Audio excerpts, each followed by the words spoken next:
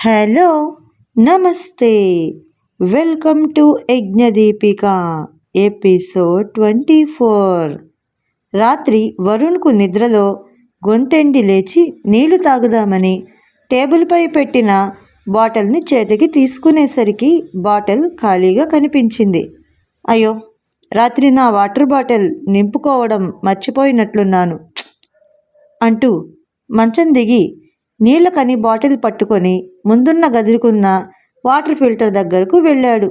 నీళ్లు పట్టి తాగి బాటిల్కు మూత వేస్తూ అనుకోకుండా ఆ గదికి ఉన్న జాలీల కిటికీ వైపు చూశాడు. బయట అతనికి ఏదో కనబడుతూ ఉంది. ఏంటది అని ఆ బాటిల్ పక్కన పెట్టి వెళ్ళి కిటికీకి దగ్గరగా నించొని బయటకు చూస్తూ ఉన్నాడు. తెల్లటి వస్త్రం చుట్టిన ఒక ఆకారం ఒకటి చేతిలో దీపం పెట్టుకున్న గాజు స్తిమ్మెను పట్టుకొని ఆ ఇంటి వెనుక ఉన్న కాంపౌండ్ గోడకు ఆనుకొని ఉన్న ఒక పాడుబడ్డ చిన్న పెంకుటింటిలో నుండి బయటకు వస్తూ కనపడింది. చాలా నెమ్మదిగా ముందుకు వస్తూ ఉన్న ఆ ఆకారాన్ని చూస్తూ భయంతో బిగుసుకుపోయాడు వరుణ్. శ్వాస కూడా తీసుకుంటున్నట్లు లేడతను. నెమ్మదిగా వరుణ్ భుజంపై చేతిని ఉంచేసరికి భయంతో ఎగిరిపడి అరవబోయాడు వరుణ్. వరుణ్ అరవబోతున్నాడని అర్థమై రెండో చేత్తో వరుణ్ నోటిని అరవనివ్వకుండా నొక్కి పెట్టేసరికి మరింత భయంతో వణికిపోతూ ఆ చేతులను నెట్టే ప్రయత్నం చేస్తూ ఉన్నాడు వరుణ్. ఒరే బావగా, నేనురా దేవుని, దేన్రా అంటూ అప్పుడు వినిపించింది దేవస్వరం. అప్పటి వరకు భయంతో మూసుకున్న కళ్ళను నెమ్మదిగా తెరిచాడు వరుణ్. స్పష్టంగా కనిపించింది దేవు ముఖం. భయంతో ఉన్న అతనికి తోడు దొరికినందుకు వణుకుతూ దేవుని గట్టిగా పట్టుకున్నాడు. సరే భయపడకు, దేని చూసి ఇలా అయిపోయావు అని దేవు అడగగానే దెయ్యం దెయ్యం బావగారు, దెయ్యం అంటూ తడబడుతూ చెప్పాడు వరుణ్. దెయ్యమా? ఏది, ఎక్కడా అని అడిగాడు దేవ్. అదో అంటూ వేలు పెట్టి కిటికీ వైపు చూపిస్తున్నాడు. దేవ్ కూడా చూస్తూ ఉన్నాడు. అది దేవుకి కూడా కనిపిస్తూ ఉంది. ఆ తెల్లటి ఆకారం నెమ్మదిగా నడుచుకుంటూ అక్కడి నుండి పక్కనున్న గూడాంకు ఇంటికి మధ్య గల సందు, అదే మన వాళ్ళు మేడకని వెళ్ళడానికి రావడానికి పోయే సందది. ఆ సందు మార్గం గుండా ముందుకు వెళుతూ ఉంది ఆ ఆకారం. ఆ ఆకారం కదులుతున్నప్పుడు నెమ్మదిగా చాలా చిన్నగా జల్లు జల్లుమంటూ చిన్నగా శబ్దం కూడా వస్తూ ఉంది. అలా చూస్తూ ఉన్నారు. ఆ ఆకారం ముందుకు వెళుతూ ఉంది. వాళ్ళు ఆ ఆకారాన్ని చూసి భయంతో గజగజమంటూ వెళ్ళి వాళ్ళ గది తలుపును చటుక్కునమంటూ వేసి వాళ్ళ బెడ్డెక్కి కూర్చొని దుపట్లు చుట్టుకొని ఒకరినొకరు చూసుకుంటూ ఉన్నారు. బావా, ఇప్పుడు టైం 12 కదూ? కాదు వరుణ్, 3 అంటూ తన ఫోన్లో టైం చూపించాడు దేవ్. అలా వాళ్ళ అలికిడికి మెలకు వచ్చిన ధను, ఏంట్రా మీ గొడవ, నిద్ర కూడా పోనివ్వరా, మళ్ళీ మొదలు పెట్టారా అని అడిగాడు. వాళ్ళిద్దరూ ఏం చెప్పలేక ధను వైపు చూస్తూ ఉన్నారు. ఏంట్రా, ఏమైంది? పడుకోకుండా అలా దుప్పటిని పార్సల్లా చుట్టుకొని దెయ్యాల్లా కూర్చొని నన్ను చూస్తారేంటి? ఆహా సార్, దెయ్యమని దాన్ని మళ్ళీ గుర్తు చేయకండి సార్ అంటూ వణికిపోతున్నాడు వరుణ్. ఈ మాటల శబ్దాలకు యజ్ఞకు కూడా మెలకువ రావడంతో బెడ్పై కూర్చొని ఏంట్రా, ఏమైంది అని అడుగుతాడు. అది సార్. అబ్బా చెప్పండిరా. మేం దెయ్యాన్ని చూసాం. ఏంటి? దెయ్యాన్ని చూసాం అంతే. టకాటకామని వాళ్ళ బెడ్పై నుంచి ధను, ఏంటి దేవ్, వరుణ్ మీరు చెప్పేది నిజమా అంటూ వాళ్ళ మధ్యలోకి చేరాడు. నిజం ధను, మేం చూసాం. తెల్లబట్టలు కప్పుకొని గజ్జల శబ్దం చేసుకుంటూ నెమ్మదిగా నడుచుకుంటూ అదిగో ఆ సందులో నుండి బయటకు వెళుతూ ఉంది. అప్పుడు చూసాం. ఏంటి, నిజంగా చూసారా? అని ధను అయ్యో అవును బాబు చూశాం అని వాళ్ళు చెప్పడంతో సరే అయితే దాన్ని నాకు చూపించండి. ఏంటి చూపించేది, సినిమానా? అది అటువైపు వెళ్ళిందని అంటున్నాంగా. మరైతే ఎలా?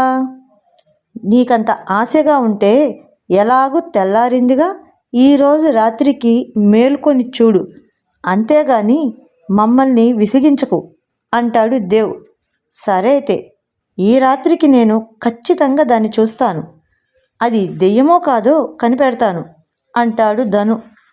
అది ఎలా కనిపెడతారు సార్ అని అడుగుతాడు వరుణ్. వాళ్ళని ఇంకొంచెం భయపెట్టాలన్న అల్లరి ఆలోచన ధను వాళ్ళతో. ఏముంది, అది దెయ్యమైతే ఖచ్చితంగా తెల్ల బట్టలు వేసుకుంటుంది, నడిచేటప్పుడు గల్లు మని శబ్దం వస్తుంది. అవును సార్, అవి రెండు గమనించేగా మేం అది దెయ్యమని ఫిక్స్ అయిపోయాం. అది మాత్రమే కాదు, మరి దూరంగా ఉన్న చెట్లల్లో పిట్టలు అరుస్తాయి, పిల్లులు కుక్కలు కూడా అరుస్తాయి. ఇవన్నీ కూడా దెయ్యం దూరంగా ఉంటేనే శబ్దాలు చేస్తాయి, మరీ దగ్గరగా వస్తే అవి కూడా సైలెంట్ అయిపోతాయి. ఒక్కొక్కసారి కరెంటు పోతుంది, ఒక్కొక్కసారి గాలి బాగా వీస్తుంది, అప్పుడప్పుడు నిశ్శబ్దం ఎక్కువగా ఉంటుంది, మీ గుండె చప్పుడు మీకు వినిపించేంతగా అని అంటూ ఉన్న ధను చేతులు పట్టుకొని, ఒరే ధను ప్లీజ్ రా, మమ్మల్ని ఇంకా భయపెట్టకు, మాకిది చాలు, మమ్మల్ని ఇంకా వదిలేయి, కాస్తో కూస్తో ధైర్యవంతుణ్ణి, నాకే ఇలా ఉందంటే పాపం మా బావగాడు అమాయకుడు ఇప్పటికే బాగా భయపడిపోయాడు, నీ మాటలతో మరీ భయపెట్టి చంపకు, ఇంకాపు అంటూ దండం పెట్టేసరికి అంటూ తిరిగి యజ్ఞ పక్కకు చేరుతాడు. ఏంట్రా, వాళ్ళని అలా ఏడిపించే పనేనా నీకు? అలా ఏడిపించందే నీకు తృప్తి లేదా అని అడుగుతాడు యజ్ఞ. సర్లే, మనం దీని గురించి తర్వాత మాట్లాడదాం, ఎలాగో తెల్లారిపోయింది, నువ్వు త్వరగా నీ ఆఫీసు విషయాలు చూసుకొని పని పూర్తి చేసావనుకో, ఇక మనం మధ్యాహ్నానికంతా మొదలు పెట్టాలి అంటాడు ధను. ఏం మొదలు పెట్టాలి అంటాడు దేవ్. అదేరా, మనం పుస్తకాల్లోకి విషయాన్ని సేకరించే వాళ్ళలా నటించాలి కదా, మర్చిపోయావా? పైగా ఈ గదిలోనే కూర్చొనుంటే ఏమీ కనిపెట్టలేంగా అని అంటాడు ధను. అవును మర్చిపోయాం, కాబట్టి మధ్యాహ్నానికంతా ల్యాప్టాప్స్లో మీ పని ముగించుకొని సిద్ధం కండి అంటాడు ధను. అలా ఆ రోజు మధ్యాహ్నం రానే వచ్చింది. కిందకు దిగి భోజనం పూర్తి చేసి జగతితో, ధను మేడం, ఇక మా పని మొదలు పెట్టాలనుకుంటున్నాం. పెట్టండి పెట్టండి, అందుకు మాకు మీ హెల్ప్ కావాలి మేడం. నా హెల్పా? ఏంటి? అబ్బే పెద్దగా ఏం లేదు మేడం, మీరు ఒప్పుకుంటే మీ ఇంటికి ఈ ఇంటిలోని వంట సామాన్లని, పంట ఆయుధాలని ఫోటోలు తీసి వాటి గురించి మరిన్ని విషయాలు తెలుసుకొని రెడీ చేసుకుంటాం మేడం. ఏంటి, ఈ ఇంటి గురించే? ఎందుకు అంటే ఈ ఇల్లు అందంగా ఉంది కదా మేడం, ఆ రోజుల్లో పెద్దవాళ్ళు ఇల్లు ఇలా గొప్పగా కట్టాలంటే ఇలాంటి మోడల్స్ కూడా కట్టేవాళ్ళని, ఈ కట్టడానికి ఏ ఏ పరికరాలు వాడారో, ఈ ఇంట్లో ఎలాంటి సామాన్లు, అదే పాతకాలపు సామాన్లు అవి ఎలా ఉండేటివి, అవి ఎలా వాడేవాళ్ళు అని పెడతాం మేడం, అందుకని మీ పర్మిషన్ అడుగుతున్నాం. ఓ అలానా, అయితే సరే, మరి మీకు ఈ కింద గదులు మాత్రమే తిరిగేందుకు ఒప్పుకున్నాను, పైకి మాత్రం వెళ్ళకూడదు.